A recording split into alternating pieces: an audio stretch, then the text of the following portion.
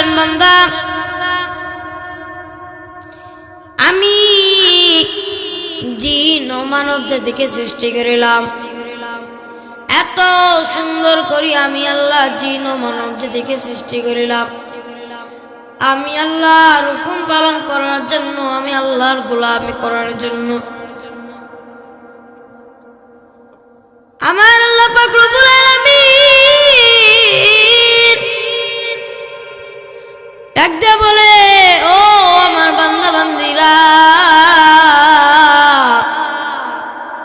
শুনিয়া নাও আমার আল্লাহ ডাক দিয়া কয় মিফতাহুল জান্নাতিস সালাহ নামাজ হলো বেহেশতের চাবি নামাজ কিসের চাবি কয় ওয়াক্ত নামাজ পড়লে আল্লাহ পাক রব্বুল আলামিন জান্নাতের চাবি দিবেন আল্লাহ পাক রব্বুল আলামিন এখানে আনছেন আমি আপনি কি জানতাম আমি আপনি এখানে আসতে পারবো জানতেন কেউ আমি আপনি এখানে আসবো আমার আপনার ভাগ্য থাকতেও পারে নাও থাকতে পারে আমি আজকে বয়ানে আসতাম না কি যেন শুনবেন মাথাটা প্রচুর পরিমাণ ব্যথা করতেছে আল্লাহ পাক রব্বুল আলামিন কোন সময় কার কোন রোগ দেয় কেউ কি জানেন রোগ আল্লাহ পাক রব্বুল আলামিন সেরেও দিতে পারে দোয়া করবেন যেন আখির মুহূর্ত পর্যন্ত যেন বয়ানটা চালাইতে পারি ইনশাআল্লাহ আল্লাহ পাক রব্বুল আলামিন আমাদের সকলকে কবুল করুন সকল বলে আমিন শুধুমাত্র আপনাদের ভালোবাসা আমি মোহাম্মদপুর এলাম আপনাদের ভালোবাসা আসিছি আল্লাহ পাক রব্বুল আলামিন আমাদের সকলকে হেদায়েত দান করুন ও নবীর উম্মতরা আশিকের দল শুনিয়া নাও আমার আল্লাহ ডাক দিয়া বলে রে বান্দা এই আসমান আমি আল্লাহ সৃষ্টি করিলাম এই জমিন আমি আল্লাহ সৃষ্টি করিলাম এই আসমানটাকে সৃষ্টি করিলাম কুন ফায়াকুন বলিয়া এই জমিনটাকে সৃষ্টি করিলাম কুন ফায়াকুন বলিয়া আমি আল্লাহ পশু পাখিকে সৃষ্টি করিলাম কুন ফায়াকুন বলিয়া আমি আল্লাহ চাইলে তো পারতাম আমি আমার বান্দাদেরকেও কুন ফায়াকুন বলিয়া বানাইতে কিন্তু আমি আল্লাহ কুন ফায়াকুন বলিয়া বানাই নাই আমি আল্লাহ আমার বান্দাদেরকে আমি আল্লাহ একদিন থেকে শুনাই নিয়ে 12 দিন পর্যন্ত আমি আল্লাহ আমার নিজের হাতে আমি আমার বান্দাদেরকে বানাইছি আমি আল্লাহ পারলাম আমি আল্লাহ চাইলে পারতাম বান্দা তোরে আমি কুন ফায়াকুন বলিয়া বানাইতে আমি আল্লাহ বানাই নাই কারণ তোরা আমার আদরের বান্দা আমি আল্লাহ এত সুন্দর করিয়া তোমাকে বানাইলাম আমি আল্লাহ নূরের জিনিস বানাইলাম আগুনের তৈরি জিনিস বানাইলাম মাটির তৈরি জিনিস বানাইলাম আমার আল্লাহ ডাক দিয়া কয় আমি আল্লাহ নূরের তৈরি থেকেও আগুনের তৈরি থেকেও আমি আল্লাহ মাটির মানুষকে আমি আল্লাহ বেশি সম্মান দিয়েছি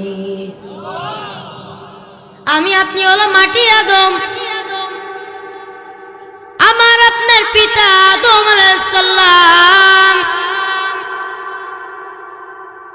যেরকম বাংলাদেশে মানুষ আগে চিল্লাইতো আমাদের পিতা বঙ্গবন্ধু শেখ মুজিবুর ঠিক না চিল্লাইতো না কিন্তু আমাদের মুসলিমের ভিতরে আমাদের আসল পিতা হলো হযরত আদম আলাইহিস সালাম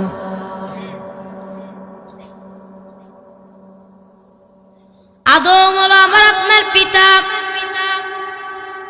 যদি আমাদের পিতা যদি ভুল না করত, আজকে আমি আপনি জান্নাতের ভিতরে থাকতাম। এই দুনিয়াটা আল্লাহ পাক রব্বুল আলামিন জান্নাতের বাগান বানিয়ে দিয়েছিল।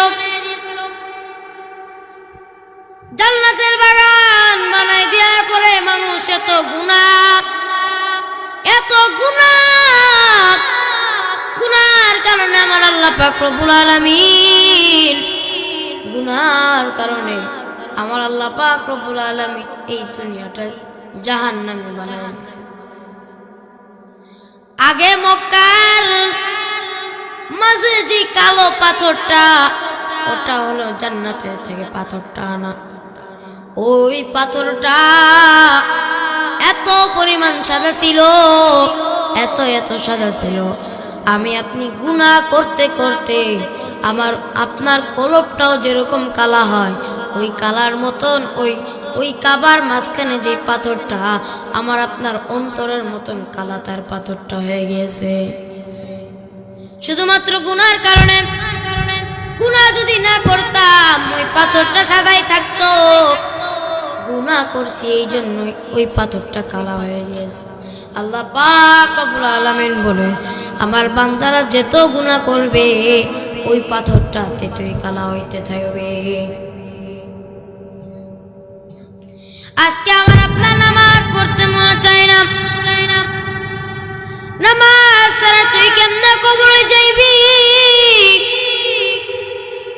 ওই কবর কারোর জন্য হবে জান্নাতের বাগান, আবার কারোর জন্য হবে জাহান্নামের গর্ত। আমার মালিক ডাক দিয়া কয়, ও আমার আল্লাহর বান্দা বান্দিরা শুনিয়া নাও, ও পদ্মার আলার আম্মা জানেরা শুনিয়া নেন, মনোযোগ দিয়ে শুনিয়া নেন। ওই কবরটা কারোর জন্য হবে জান্নাতের বাগান, আবার কারোর জন্য হবে জাহান্নামের গর্ত। আদর্শবান সন্তান যদি বানায় তুইতে পারো, সুন্দর করে সন্তান যদি তুমি করতে পারো, তুমি মরার পরও শান্তি পাইবা।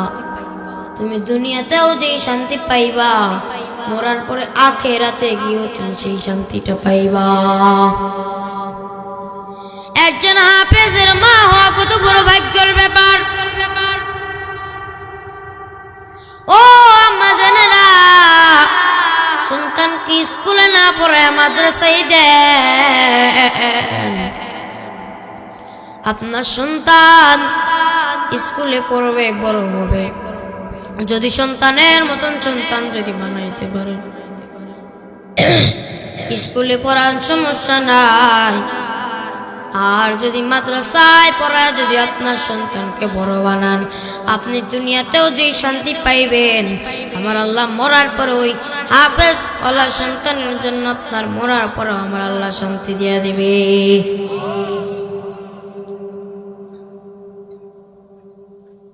तकबीर में कलमा में नमाजों में अजा में, तकबीर में कलमा में नमाजों में अजा में, है नाम इलाही से मिला नाम मुहम्मद, है नाम इलाही से मिला नाम मुहम्मद।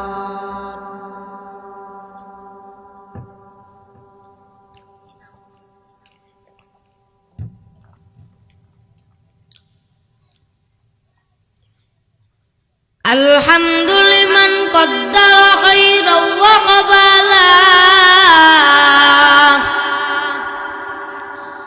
الحمد لمن قدر خيرا وقبلا، والشكر لمن صور حسنا وجمالها، والشكر لمن صور حسنا وجمالها، فرد صمد عن صفة الخلق بريء، فرد فرد صمد عن صفة الخلق بريء ربنا أزلي خلق الخلق كمالا ربنا أزلي خلق الخلق كمالا لا زد ولا ند ولا حد لمولاه لا زد ولا ند ولا حد لمولاه الآن كما كان ولم يلق زوالا الآن كما كان ولم يلق زوالا মাইক এরকম আমার আল্লাহ ডাক দিয়া বলে বান্দা ওরে যুবক নবীর উম্মতের আশিকের দল পাও দুইটা গায়া দেও ও যুবক বাবাজিরা শুনিয়া নাও আমার আল্লাহ ডাক দিয়া কয় ও আসমানের মালিক আপনি আমার উম্মতদেরকে জান্নাতি বানায়া দেন এমন একজন নবী ভাগ্যের ভিতরে পাইছি ওই নবী সৃষ্টি না হলে আসমান জমিন কিছু সৃষ্টি হইতো না ওই নবীর উসিলায় আল্লাহ আসমানটাকে সৃষ্টি করিল জমিনটাকে সৃষ্টি করিল ওই নবী হলো সব নবীদের সর্দার সব নবীদের সর্দার হলো ওই নবী এমন মায়ের নবী আমার ওই নবী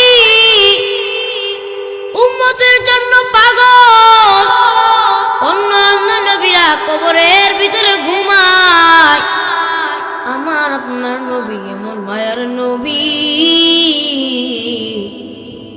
যেই নবী রওজা মুবারকের ভিতরে কখনো সিজদায় পড়ে কাঁদেন উম্মতের জন্য ওই নবী আমার এত মায়ার ও নবীর উম্মতের আশিকের দল শুনিয়া নাও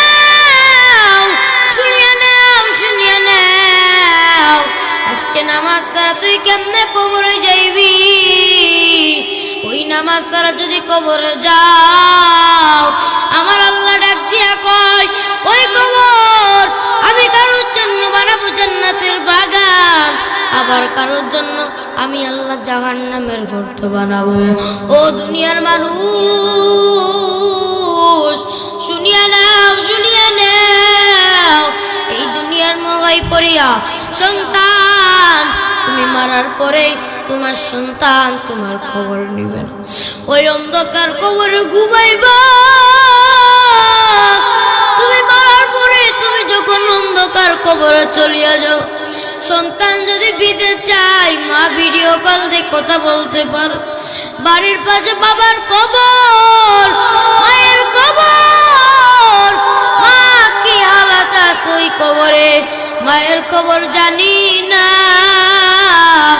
বাবা ওই কবরে কি হালাত আছে বাবার কবর জানি না ও মা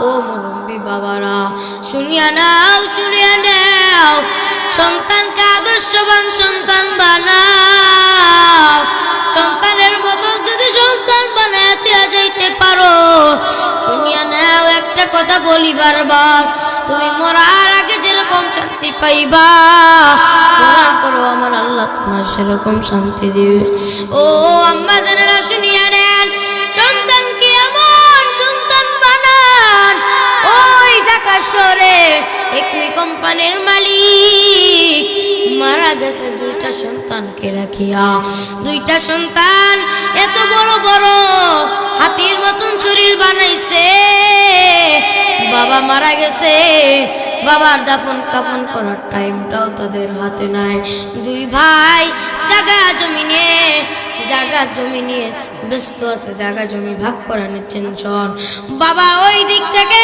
বাবার লাশটা পচে যায় বাবার লাশটা পচে দুর্গন্ধ বেরায় তাও সন্তানগুলোর কোনো খেয়াল নাই। সন্তানগুলো দুই ভাই জায়গা জমি নিয়ে ভাগাভাগি শুরু করিয়া দিছে। বাবা ওই দিক থেকে মনে পুজো করে যায়, এইদিকে সন্তানদের খবর নাই। কয়েকদিন পর বাসার ভাড়াটিয়ারা দেখলো বাড়িওয়ালার রুম থেকে মানুষ পচা গন্ধ আসতেছে। এবার ফ্ল্যাটের সব লোকজন ভাড়াটিয়ারা মালিকের রুমে গেছে। মালিকের রুমে যে দেখে দুই সন্তান জমি নিয়ে ভাগাভাগি ব্যস্ত, আর ওই দিক থেকে বাবার রুমে বাবা লাশটা পচে পচে গন্ধ বেড়ায় যাইতেছে। সন্তানদের নাকে যায় সন্তানরা, তারপরেও বাবার মন করে না। এরকম নিষ্ঠুর সন্তান যদি দুনিয়াতে থেকে যাও, তোমার দাফন কাফন ভাগ্য হতেও পারে, নাও পারে। সন্তানের মতন যদি সন্তান বানাইতে পারো, আমার আল্লাহ ডাক দিয়া কয়, সন্তানের মতন সন্তান বানাইলে ওই হাসরের ময়দানে আমি আল্লাহ পিতা মাতাকে নূরের মুকুট পরে জান্নাতে নিয়ে যাই। জোরে বলেন সুবহানাল্লাহ। या इलाही तू मेरा माबूद है, या इलाही तू मेरा माशूक है। अल्लाह अल्लाह तू मेरा माबूद है, अल्लाह अल्लाह तू मेरा माशूक है। আসমানের মালিককে, যারা বলেন আসমানের মালিককে, জমিনের মালিককে। এই জমিনটা যদি আল্লাহ পাক রব্বুল আলামিন দুই ভাগ করে দেয়, হাঁটতে পারবেন? চলতে পারবেন? আল্লাহ পাক রব্বুল আলামিন যে এত ভালোবাসে আমাকে আপনাকে, আমি আপনি জানার পরেও আল্লাহ পাক রব্বুল আলামিনের হুকুম পালন করি না।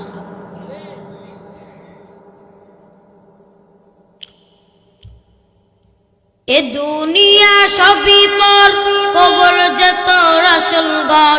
এ দুনিয়া সবই পর, কবর যে তোর আসল ঘর। কেমনে সে তাই থাকবি রে তুই শুধুই মাটির বিছানা,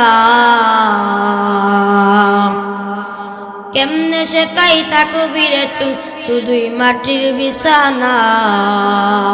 চিন্তা করে দেখো না কবরে কি যাইবা না, চিন্তা করে দেখো না কবরে কি যাইবা না।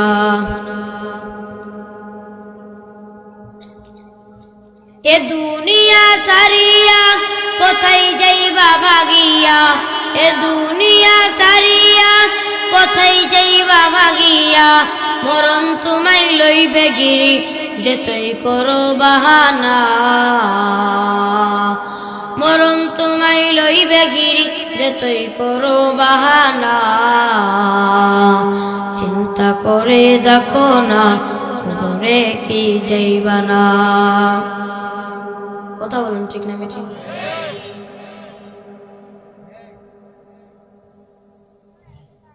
ওই কবরে তুই কেমনে ঘুমাইবি? এই যে শীতের রাত, কম্বল ছাড়া তুমি ঘুমাইতে পারো না। ওই কবরে যাওয়ার পরে তুই কেমনে কম্বল ছাড়া ঘুমাইবি? দুনিয়াতে মশারির ভয়তে, মশার ভয়তে মশারিটা টানায়া ঘুমাও। ওই কবরে যাওয়ার পরে তুই মশারিটা কই পাইবি?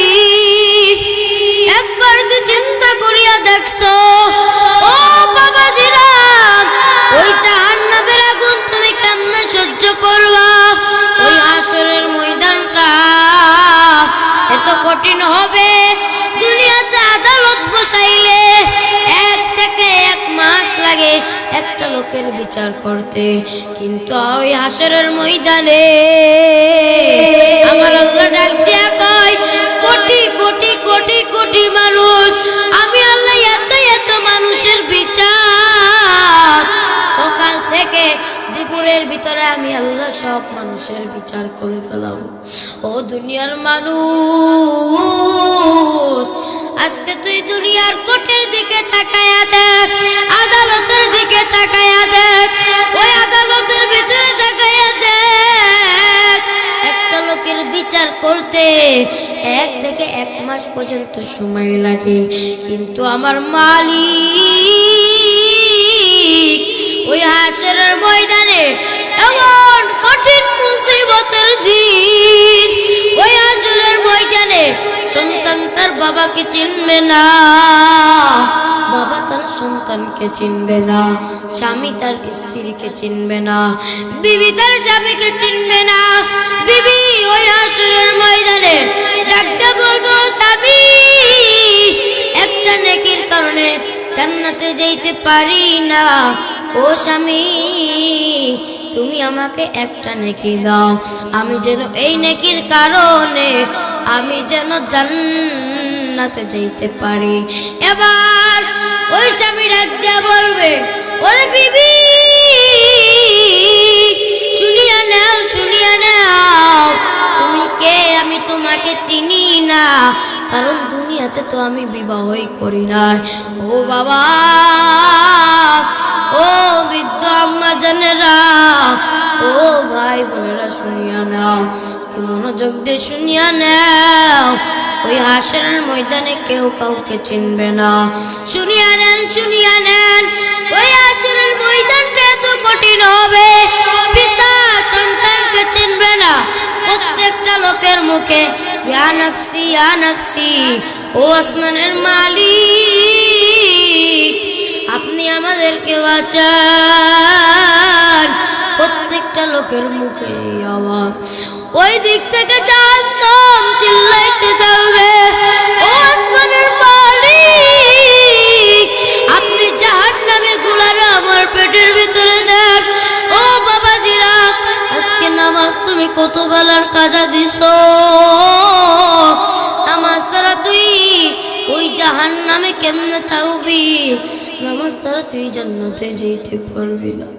ওই নামাজ ছাড়া যদি হাসরের ময়দানে দাঁড়া, ওই হাসরের ময়দানটা এত কঠিন হবে। ও বাবাজিরা, তোর চোখে কেন পারি নাই, নামাজ না পড়তে পড়তে অন্তরটাকে নাপাক বানায় ফেলছো। আজকে তোর চক্ষু নাপাক, আজকে তোর জবান নাপাক, তোর শরীরটা নাপাক বানায় ফেলছো। ওই জাহান্নামে তুই কেমনে জ্বলবি? এই শীতের দিনে কত মানুষ আগুন তাপায়, ওই দুনিয়ার আগুন তুই সহ্য করতে পারো না। ওই জাহান্নামের আগুনে যখন আমার আল্লাহ যখন তোকে পুরানে দিবে, তুই কেমনে ওই জাহান্নামের আগুনে পুড়বি? একবার যদি চিন্তা হইতো কোনদিন এক বেলার নামাজ বাদ দিত। আমি হঠাৎ একদিন রাত্রে বেলা তাকায়া দেখলাম, এই যে শীতের দিনে আমি তাকায়া দেখলাম কত বাচ্চা কম্বল নাই, পাতলা একটা খেতা কাপড় দিয়া ঘুমাইতেছে, শীতের দিনে চত্বর করে কাঁদতেছে। আমি জিজ্ঞাসা করলাম, ও ভাই আপনার কি মা বাবা কেউ না? বলল, হুজুর আমার মাও নাই, আমার বাবাও নাই, আমি একজন এতিম। ও মা, কুরবানির সময় তাকায়া দেখবা, ও বাবা কুরবানির সময় তাকায়া দেখবা, পূজারীদের দিনে তাকায়া দেখবা, যেদিন মাদ্রাসা বন্ধ দেয় সেদিন মাদ্রাসার পাড়ায় এসে দেখবা যার একটা মা নাই, যার বাবা নাই, মাদ্রাসার খুঁটি ধরিয়া ধরিয়া কান্দে, আর মনে মনে ভাবে আজকে যদি আমার মা থাকতো আমাকে নিয়ে যাইতো, বাসায় নিয়ে যাইতো, আমার বাবা থাকলে আমাকে বাসায় নিয়ে যাইতো।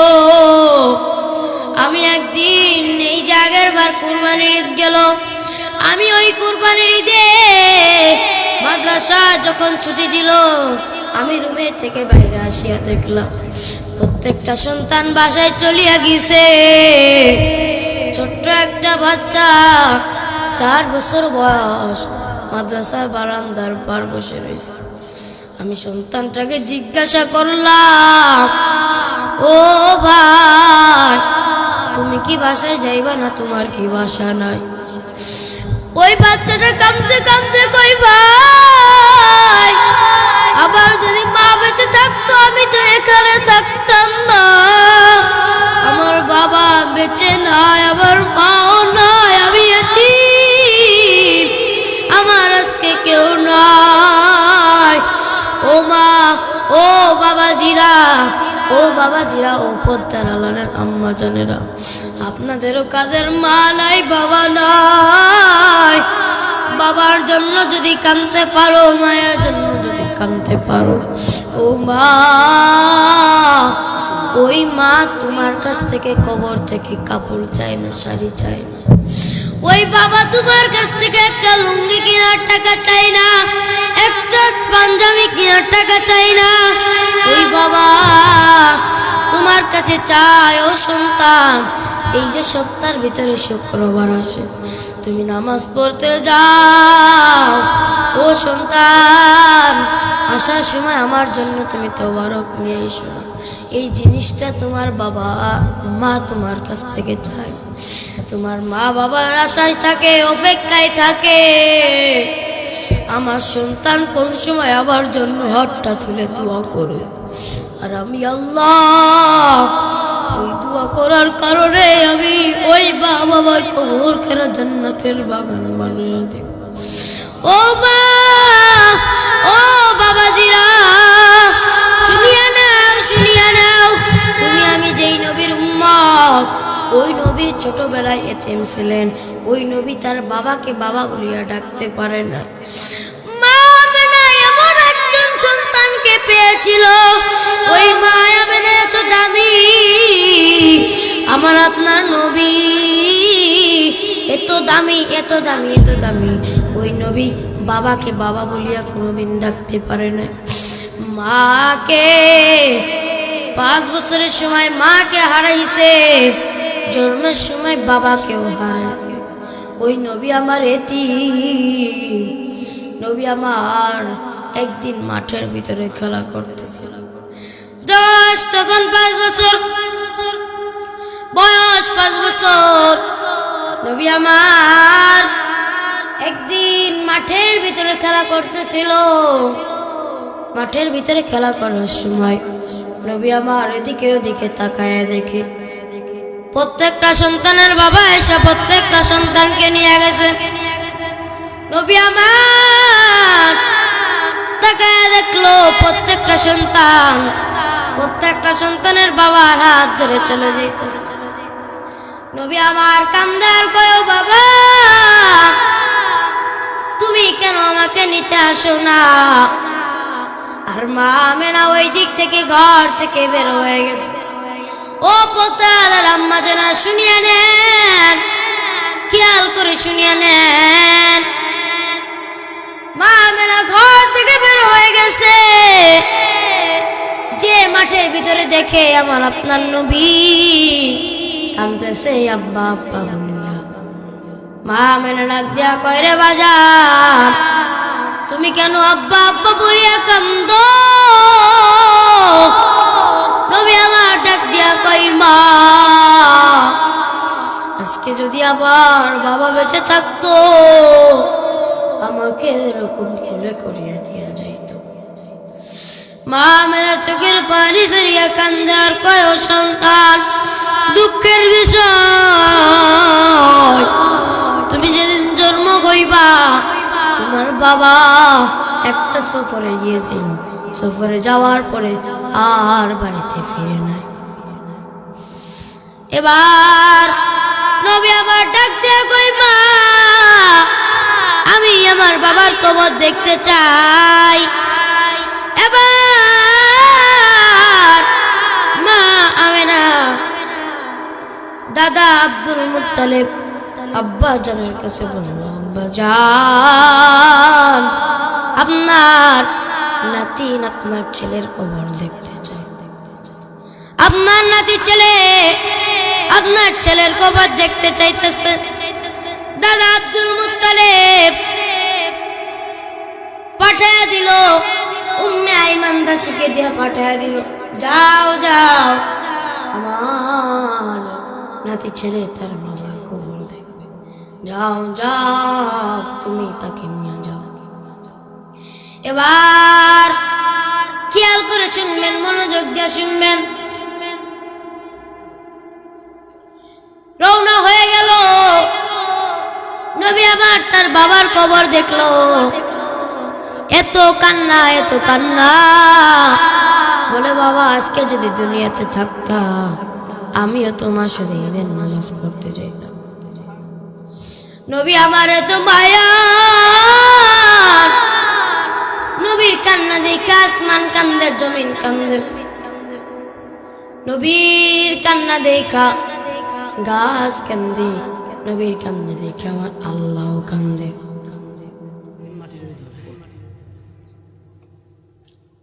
মন মাঝি খবরদার, আমার তোরি যেন ফিরে না, আমার নৌকা যেন ডুবে না।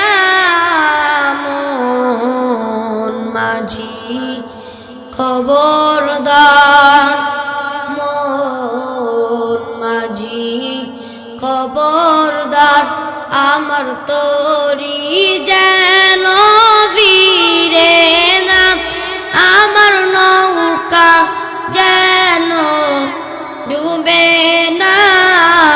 মন মাঝি খবরদার। 3.5 হাত নৌকার খাঁচা, মন মাঝি রে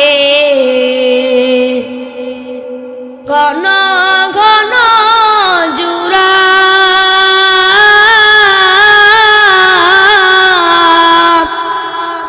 3.5 হাত নৌকার খাঁচা, মন মাঝি রে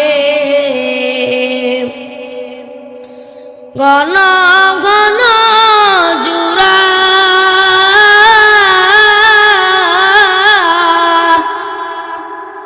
সেই নৌকা খান বাইতে আমার তো মন মাঝি রে।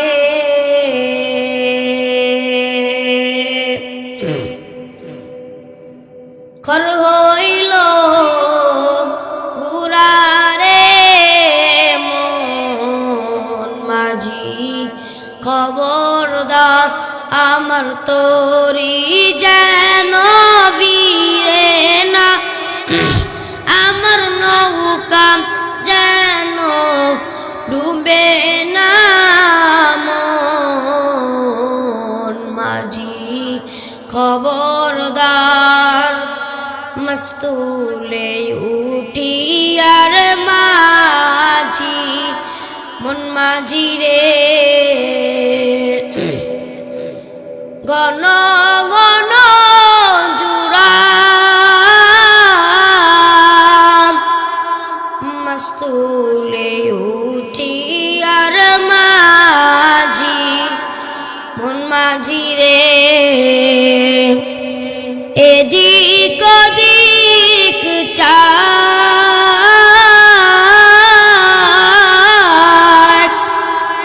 পিছন ফিরে চাইয়া দেখো রে মন মাঝি রে।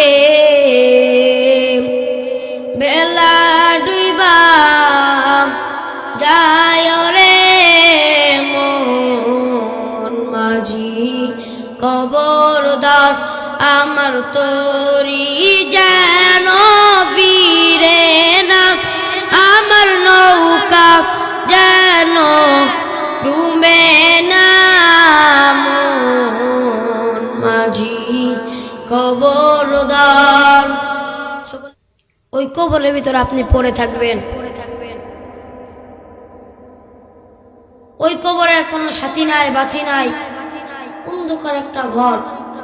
যদি দুনিয়াতে আপনাকে একটা অন্ধকার রুমে শোয়া দেয়, আপনি শুতে পারবেন না, থাকতে পারবেন না। ভয় করবে, আপনার মনের ভিতরে ভয় লাগবে। আর আমি আপনি আজকে অন্ধকার দুনিয়াতে কারেন্ট চলে গেলেই আমি আপনি রুমে থাকতে পারি না, তাহলে মরার পরে অন্ধকার কবরে থাকবো কেমনে? চিন্তা কি হয় না? হয় না? কথা জবাব দেন না কেন? হয় না?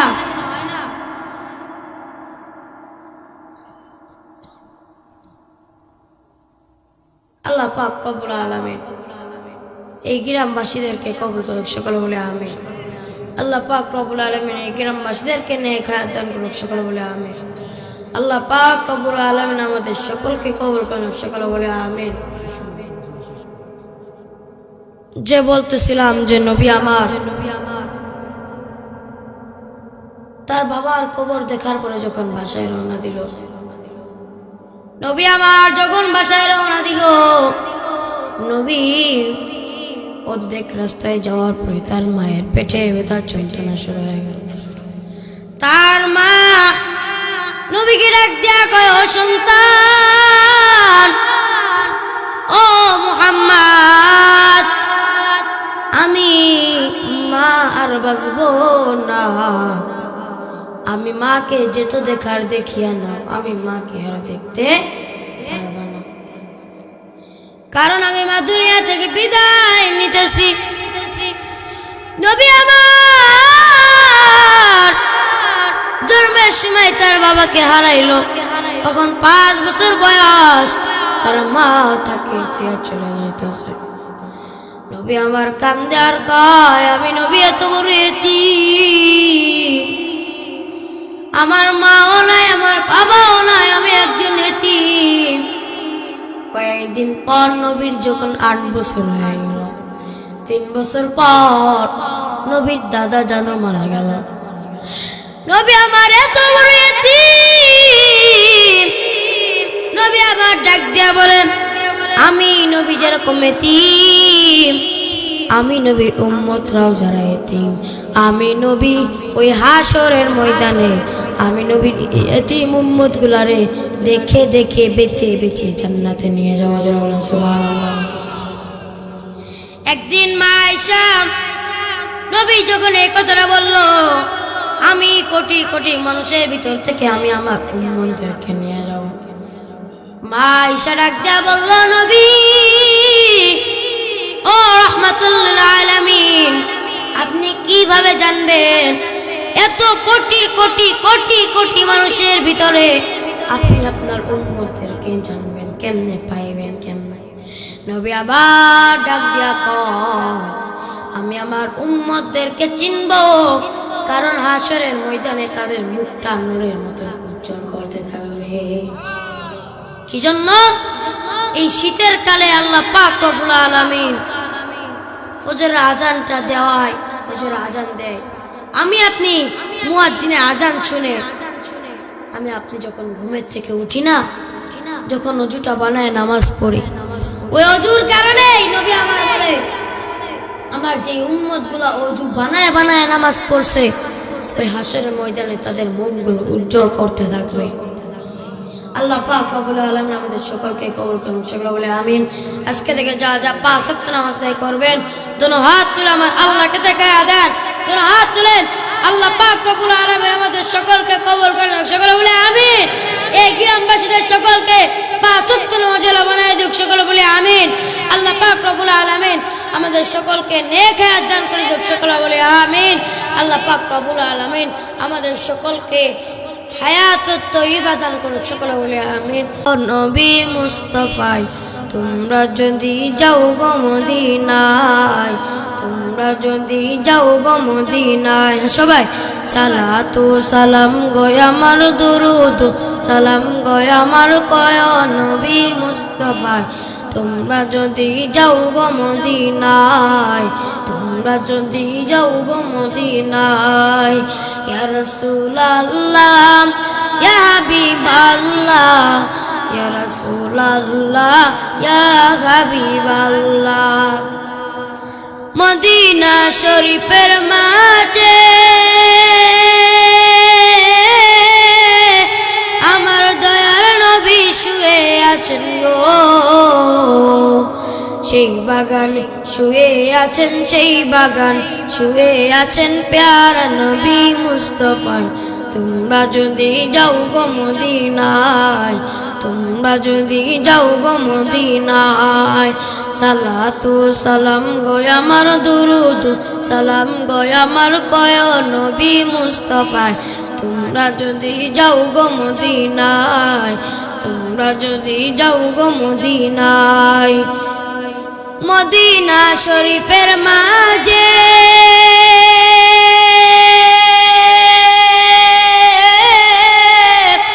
বেহেশতেরও বাগান আছে, ও সেই বাগানে শুয়ে আছেন, সেই বাগান শুয়ে আছেন প্যারা নবী মুস্তাফায়। তোমরা যদি যাও গো মদিনায়, তোমরা যদি যাও গো মদিনায়, ইয়া রাসূলুল্লাহ ইয়া হাবিবাল্লাহ, ইয়া রাসূলুল্লাহ ইয়া হাবিবাল্লাহ। সদর বাংলাদেশে বসে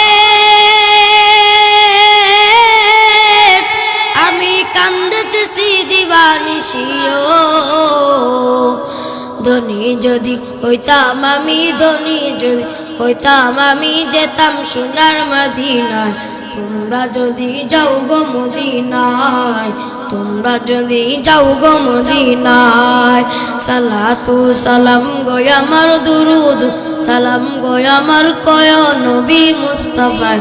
তোমরা যদি যাও গো মদিনায়, তোমরা যদি যাও গো মদিনায়, তোমরা যদি যাও গো মদিনায়, তোমরা যদি যাও গো মদিনায়। আল্লাহুম্মা আমিন। রব্বিরহামহুমা কামা রাব্বায়ানি সগীরা। ربنا تقبل منا إنك أنت السميع العليم وتب علينا إنك أنت التواب الرحيم. اللهم أنت السلام ومنك السلام تباركت يا ذا الجلال والإكرام ওয়াসমানের মালিক ও জমিনের মালিক, আপনার কাছে হাত তুলেছি আল্লাহ, আপনি আমাদের সকলের হাতখানাকে কবুল করিয়া নেন। ইয়া আল্লাহ, আপনি এই গ্রামবাসীদেরকে কবুল করিয়া নেন। ইয়া আল্লাহ, এই কলমদারি লোকদের প্রত্যেকটা লোককে তুমি 5 ওয়াক্ত নামাজওয়ালা বানায়া দাও। ইয়া আল্লাহ, যারা যে মুরব্বিগণ ওই অন্ধকার কবরের সহিত রইছে রে মাওলা, তো এদের কবরখানা তুমি জান্নাতের বাগান বানাইয়া দাও। ইয়া আল্লাহ, সন্তান আইছে বাবার জন্য হাত তোলার জন্য মালিক, ও মালিক তুমি পিতা মাতার কবরখানা জান্নাতের বাগান বানাইয়া দাও। ইয়া আল্লাহ, তুমি এই মাদ্রাসার হুজুরদেরকে কবুল করিয়া নাও। ইয়া আল্লাহ, মাহফিলের পিছনে যারা শ্রম দিয়েছে রে মাওলা, তুমি তাদের সকলকে জান্নাত বানায়া দাও। ইয়া আল্লাহ, তাদেরকে তুমি নেক হায়াত দান করিয়া দাও। ইয়া আল্লাহ, যারা মাহফিলের সভাপতি ছিলেন রে মাওলা, তুমি তাদেরকে কবুল করিয়া নাও। ইয়া আল্লাহ, মাদ্রাসার বড় হুজুরদেরকে তুমি কবুল করিয়া নাও। ইয়া আল্লাহ, এই প্রতিষ্ঠানটা থেকে তুমি কবুল করিয়া নাও। ইয়া আল্লাহ, এই প্রতিষ্ঠানের যারা সভাপতি, প্রতিষ্ঠানের জন্য যারা সহ করে, প্রতিষ্ঠানের জন্য যারা সহযোগিতা করে, মাওলা তুমি তাদেরকে কবুল করিয়া নাও। তাদের পিতা মাতার কবরখানা তুমি জান্নাতের বাগান বানিয়ে দাও। ইয়া আল্লাহ, মহিলা প্যান্ডেলে কত মহিলা বসেছে রে মা। ইয়া আল্লাহ, কত মা বোনেরা বসেছে রে মাওলা, আমি জানি না কার কি কোন গুনাহ নিয়ে আল্লাহ তোমার কাছে হাত তুলেছি। আল্লাহ, তুমি ওই মা বোনদেরকে কবুল করিয়া নাও। মা বোনদেরকে তুমি পদ্মানিশী বানাইয়া দাও। মা বোনদের পিতা মাতার কবরখানা তুমি জান্নাতের বাগান বানাইয়া দাও। ইয়া আল্লাহ, একদিন যেন এই কলমদারের মহিলারা মাওলা পদ্মানিশী হয়ে মাওলা জান্নাতে যাইতে পারে। মাওলা তুমি সেই তৌফিক দান করিয়া দেও। ইয়া আল্লাহ, এই